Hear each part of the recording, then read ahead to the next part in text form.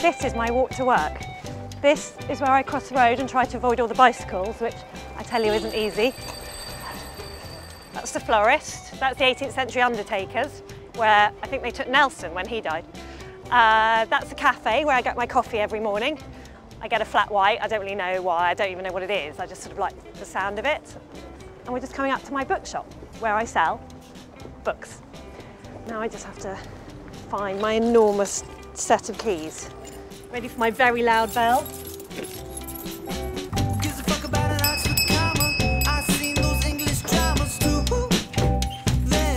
So, this is a show about books.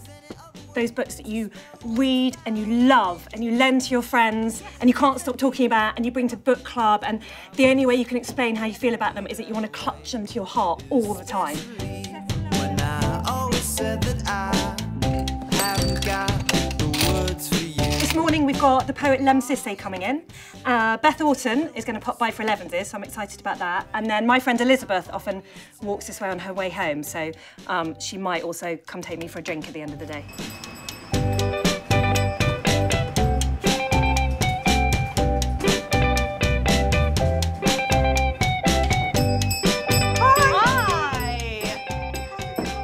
I love your boots, those are the ones I nearly bought. I know, they're the best boots in the whole wide. Are they really comfy? Yeah. There you go, boots. For dancing. Come in, I was just about to put the kettle on. Oh, cool. Have a seat. Thanks. Do you want tea? Yes, please. Okay. I'll put that on. Right. That's your mint Thank tea. you. Cheers. That follows what happens. Cheers. Cheers. What are you reading? Lincoln in the Bardo. How far through are you? Not so far. I'm halfway through. Halfway through. Yeah. What did you think when you first started? At first, I was just like, I always go into books thinking they're going to be like meeting someone much more clever than me. And I'm like, oh, go on then, I probably won't understand, but try me.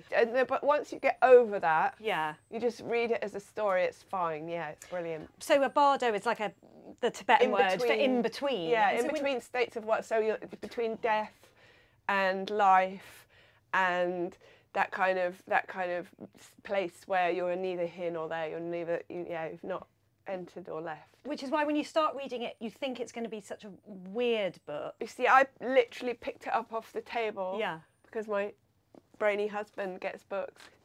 And I was like, oh, fuck it, what's this shit? Yeah. So I picked it up. So I had no idea what I was reading. Right. So I just thought I was reading a story about a nice man who wasn't forcing his wife into having sex with him when she clearly didn't fancy him, was far too young for him. Right. And I was like, oh, that's interesting. And then suddenly it just went completely like, what the fuck? He's yeah. dead? Yeah. He's dead with an erection. Yeah. He still goes hard on, and yeah. it's like that's it for the rest of his life. You know, his dead life. Well, that's where he makes the bardo seem strangely believable. That yeah. by the time you're about a quarter of the way book, you're like, well, of course there is a bardo, where people Absolutely. go after being dead, but before. And also just like now, I'm like, well, maybe we're in bardo. This is our bardo. Yes, we're here. Maybe we are. We are, because the thing is, I think about it, it's just like, yes, everyone's distorted thinking becomes like once they're in the bardo, it becomes the bardo. Bardo. I've got a new way of saying it. And it makes it sound really glamorous rather than a miserable place where everyone's like screaming and tearing like at their life. hair. Yeah. Yeah. And then ways of being stuck. Yeah, well, that was the interesting thing, the idea of being stuck in your old life. Yes. And what's the new life? And you don't actually have to be dead to have that feeling. No, like you do being not. Unwilling to go from your old self to your new self. Exactly. Which I feel quite a lot of the time. Me too. Like coming to terms with that you're not that person anymore, yes. You're the new person. The description in 2 pages of this love that grew between them. And now he just has to walk for the rest of his I can't dead remember life. which bit that is. I want to read it again. I'm clearly obsessed with it. I can't stop thinking about it. It's huge erection. But yeah, so just like, yeah, there's the woman who has like the 3 daughters who are just the orbs. Yeah. They just float around her, hating her. I think. Yeah. Yeah. But then when you describe like that, it does seem like maybe that we are all in the bardo. I think so. Yeah, and it's just an extreme example. Yeah. Oh God. Or is it? Or is this the extreme example? Yeah. I mean, I don't know. It's very unpretentious. It's true, yeah, it really is. Yeah. And it has so much going on. You probably would want to read it a few times to really understand. Yeah. I was reading Zadie Smith talking about the book and saying that you're the person that you were before you read the book and then after you read the book, and that's a different person because you suddenly have this whole idea of, like you say, the bardo. Maybe we're all in the bardo. Yeah, he's changed us. I didn't know anything about George Saunders. I think he's one of those weird, he's really famous in America but a lot less famous in Britain, I think. Apparently this is his first novel, right? Everything else is short stories. Yeah. Yeah, no, it's pretty wild. It's a pretty wild read. Do you find you're reading a lot at the moment, or not really, or...? Well, I'll just say this. I'm just going to come out with it. I'm just thinking about me and my reading. It's been a bit problematic since having kids. Now, I've started certain Let's do some bibliotherapy. Yeah, tell me, Beth, what's the problem? Yeah. Well, once you have kids, everything's guilty. You can't keep a thought in your head. And you're completely like, it all just pours out one end, it goes in one end and just dribbles out the other. Yeah. So I've been doing Proust on Audible. Because I'm Love like, it. oh, but it's genius. It's amazing. Because his voice is like this, except for when he does ladies' voices, which gets a little bit tricky. Because he does them like this. He does do a lady's voice like that. And you're like, oh, stop. Jesus. Not only is it just very jarring because you're trying to get to sleep, it's also just like... I'm trying to get to sleep, Proust. Come on. Have be a more word. boring. And the other thing is I found out, actually, this is ridiculous. I needed glasses. Right. Because I just couldn't accept that. I was like, I don't need glasses. I'm not old. You see, it's the I person you were before and after you've got to accept. I can't accept it. Yeah. So suddenly I put glasses on and I'm now like, oh, I can read. Right. It wasn't just I'd lost my mind. It's just I couldn't see. Right. Do you remember like learning to read, or who taught you to read, or any of that? I remember having to sit. I remember learning to write. I remember being put next to a boy who had nice handwriting, and being Andrew Powers. And I had to like copy his writing because I was so shit at writing. My handwriting, obviously my writing's amazing. Yeah. Did you always write, apart from the terrible handwriting? Yeah. Did you always write? Yeah, I did. Like, I was always like journal, like noting things. Make notes of everything. Everything must be noted. Do you still have them? I did keep little journals, and I did have pages of things that I'd write and notice and things, but I don't know where they are. I might have them. I've got boxes of stuff to go through. And do you think your writing has changed since having kids? Well, I think so. I hope so. I mean, I don't know. I'm doing right now, so with my last record, which came out a couple of years ago, Kid Sticks, I wrote through the medium of sound. So sound came first, and these these loops, and I wrote to that, and that really instructed everything. So it instructed my lyrics as well. Right. Because it was all about rhythm. It was all about keeping to this kind of, or this I don't know, it was different. So this time I'm going much more through the words. Because you're writing a new album now? Yeah. Well, I'm writing. I'm writing. God knows what genius is coming. Who knows what genius it will be? But you're writing something. Maybe. I hope. Anyway, so I'm writing it, and I'm going through the words this time. So I'm like, I don't quite know, but I'm going, okay, I've done. It's my brain has its own, or whatever part of me it is that writes has its own logic. So I'm like, all right, dude. Just do your thing. Tell me what the trashiest book you've ever read that you love is. Gosh, I mean, I always get a bit embarrassed, but I love Anne Tyler. I love Anne That's Tyler. Not embarrassing. That's She's brilliant. Amazing. Like the way she does that thing where she flips characters around. Like, so you're like, okay, that's the mum, and then suddenly like, no, that's the mum. That's like, not embarrassing at all. Okay. Trashy is like Jilly Cooper. Yeah, who, by the way, is brilliant. Yeah, there's probably a bit of that because my mum had a couple of Jilly. Is there one with like a on it? Yeah, Riders. Obviously, it's one of the greatest books ever written. Right, Have you not read it? I think I've read that one. Yeah, I probably was like reading that one. Of course, you sneak it for the sex Yeah, scene. exactly. Like, yeah. What about a book that you feel like you're supposed to like, but actually you think is rubbish? Most of them. I mean, just like in general, I'm like, oh god, here we go. Yeah, that's boring. Yeah. So, okay, look, if it was up to me, I'd just sit and drink tea with you all day, but I should go. Okay, go on, get on. I should go sell some books.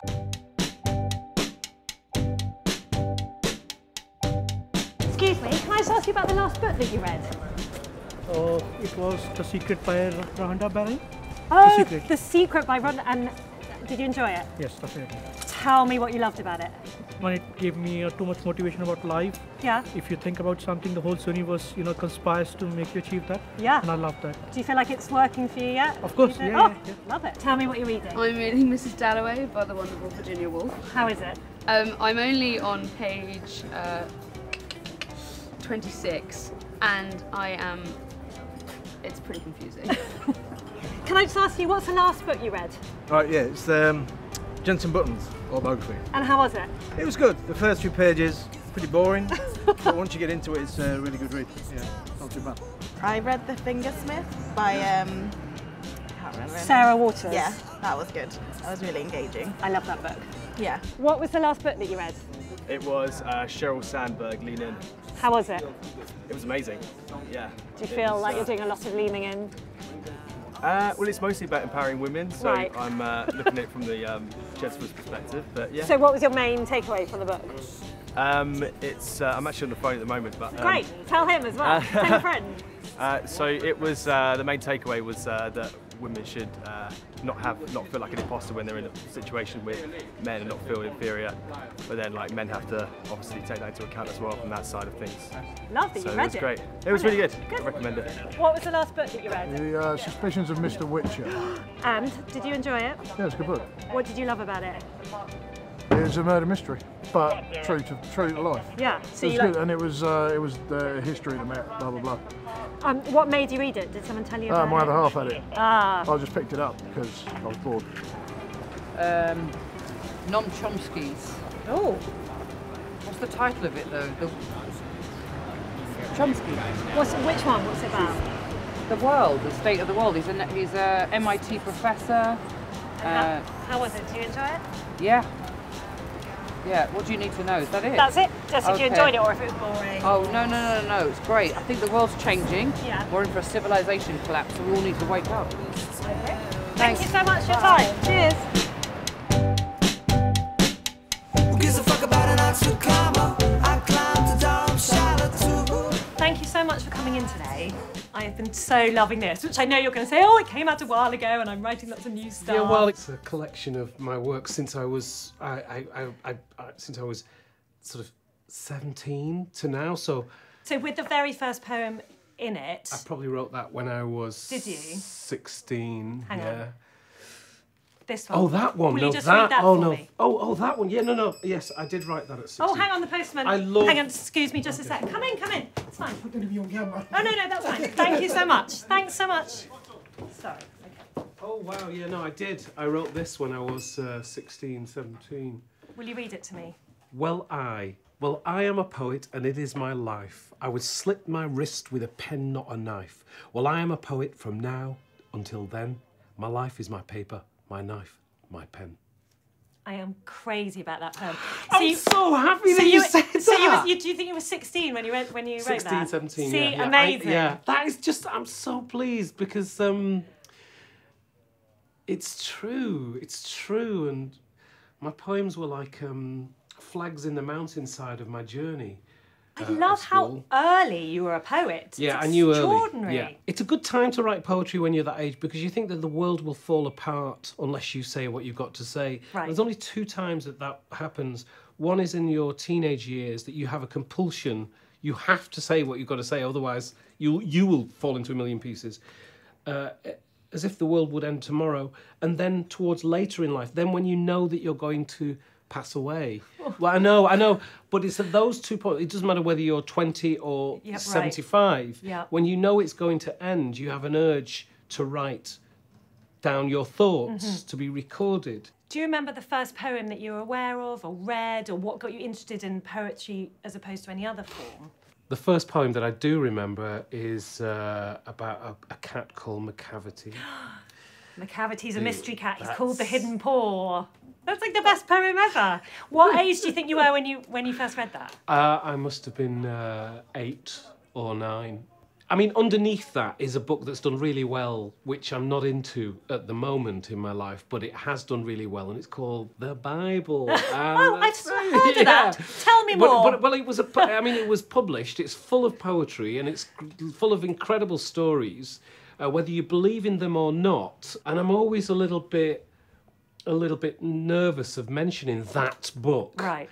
Because it's like when Da Vinci Code came out. You know, I read Da Vinci Code. I love Da Vinci Code. I'm sorry, but I did. No, don't apologise. No then apologising. I started to learn that Yeah. you're not supposed, in certain circles, you're not supposed to like the Da Vinci Code. Well, not you in know what I these mean? circles, but yeah. The You Da know, Vinci Code is a brilliant book, and you can't put it down for a single second. You read it and you're like, don't talk to me, don't talk to me until I finish the Da Vinci Code, which is surely the sign of an amazing book. But then we learned that we're not supposed to, you know, suddenly there was a sort of snobbery about it. Right. And I think the Bible's probably a bit like that, actually. It's gripped quite a few people. It's got a good publishing deal, and it's really always does. in print. You know what I mean? It really does. You know what I mean? Yeah. So then there was The Lion, the Witch and the Wardrobe, and Enid Blyton. Mm-hmm. A book that really stuck in my mind as this is all pre-12. Right, gosh.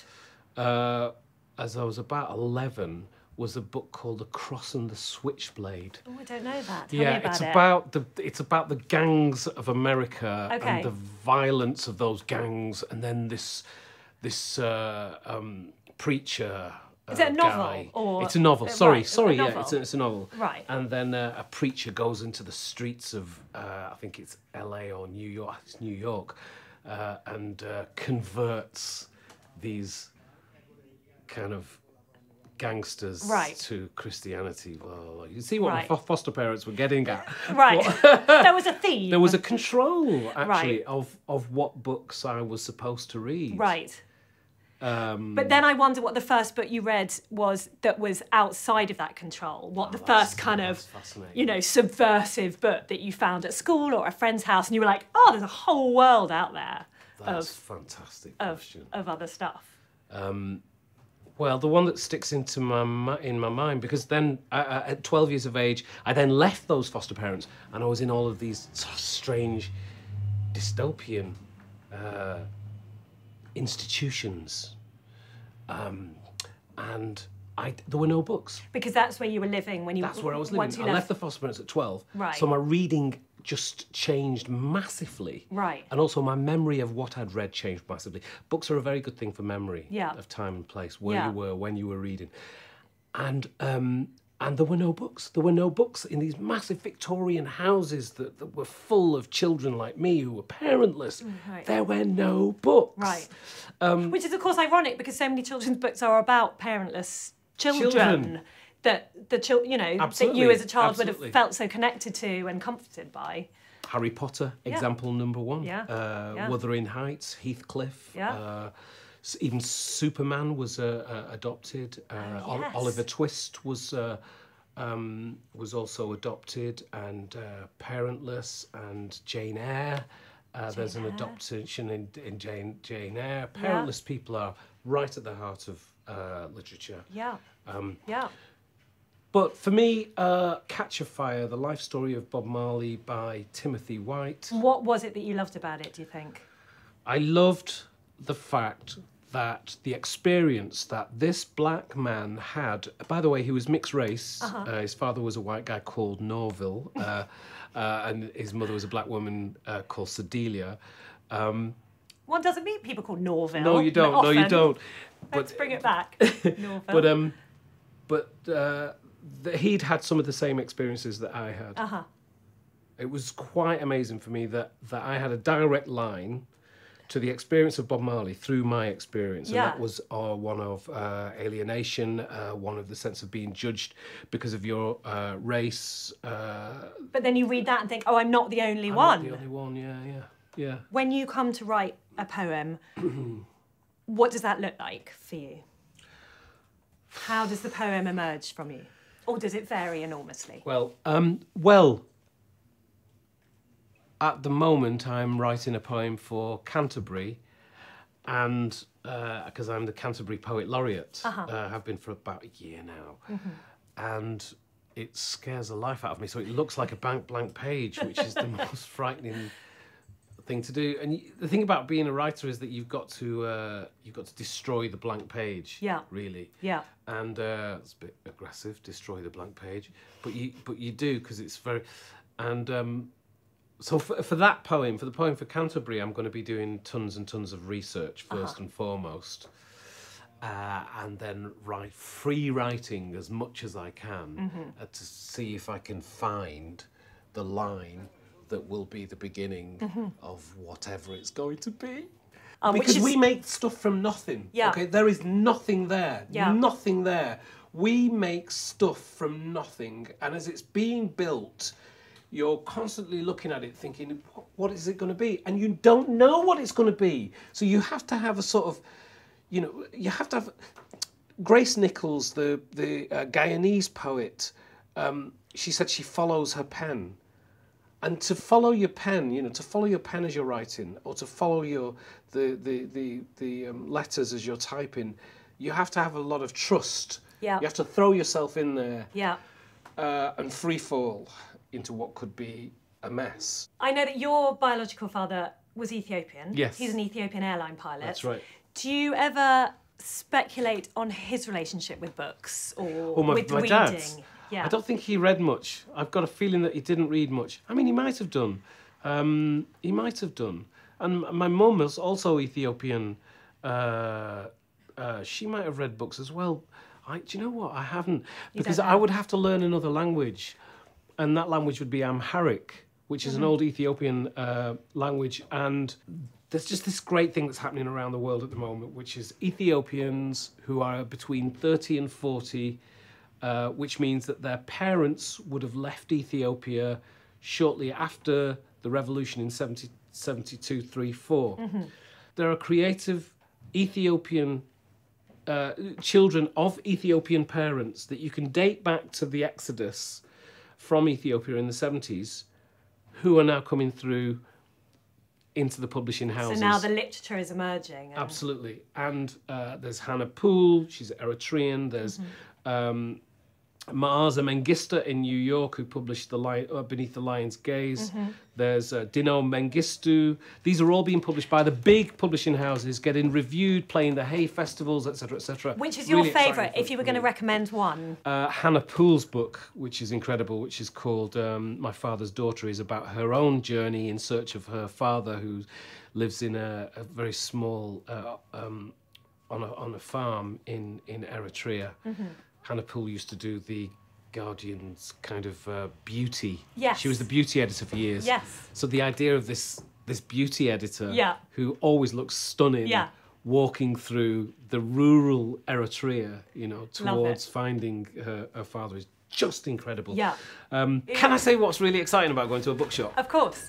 It's that, like, you can look around a bookshop as a writer. Yes. And you can go, oh yeah, I met her. I introduced her on stage at the in Bradford once, or in Leeds Literature Festival. And it's great when you see writers growing, into these just incredible beings, people that or that you've met.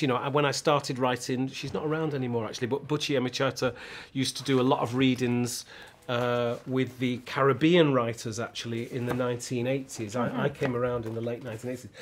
See, and I know her. I knew I've been meaning to read this for right? Oh, ages. really? Yeah. Brilliant. I'm going to read this tonight on the way home. Coming into a bookshop, it's like being. It's just quite an incredible thing.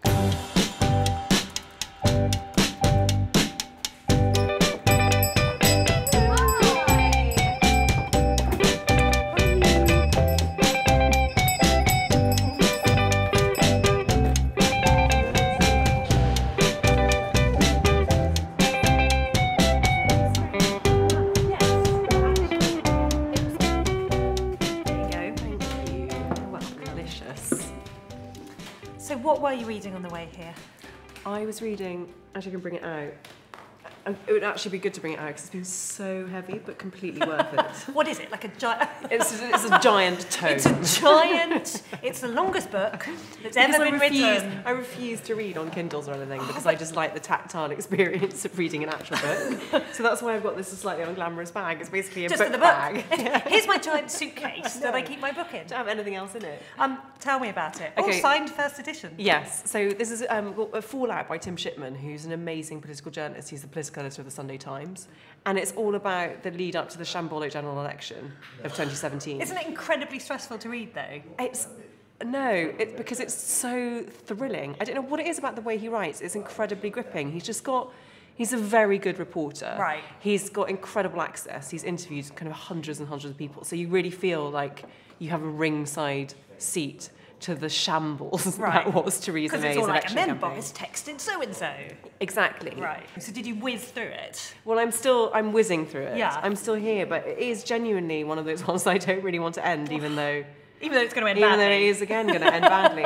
And it's a tricky also thing to read in the bath because it's quite heavy on one's wrist. Good for your... I also looked up the best-selling books of the week. Yes.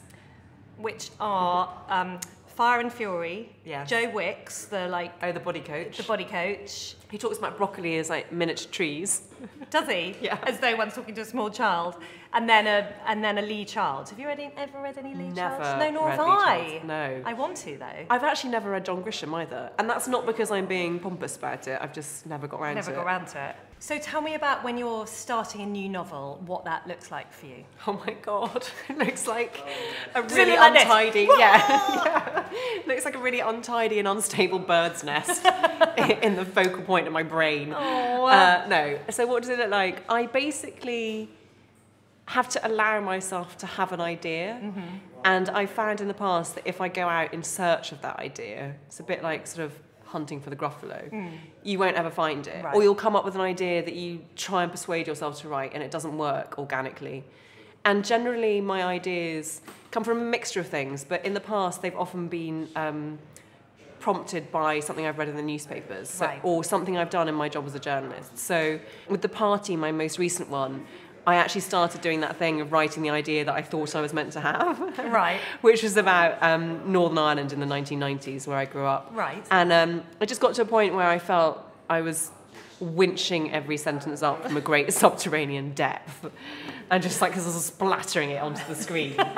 And I just thought, actually, why am I doing this? Because I'm not enjoying it and I don't think it's any good. And I'm just going to put it to one side and write about something incredibly glamorous and fun about rich people having a party. Having a party. And that was genuinely the starting point for that. And do you sit at your desk at your computer and tappity-tap away?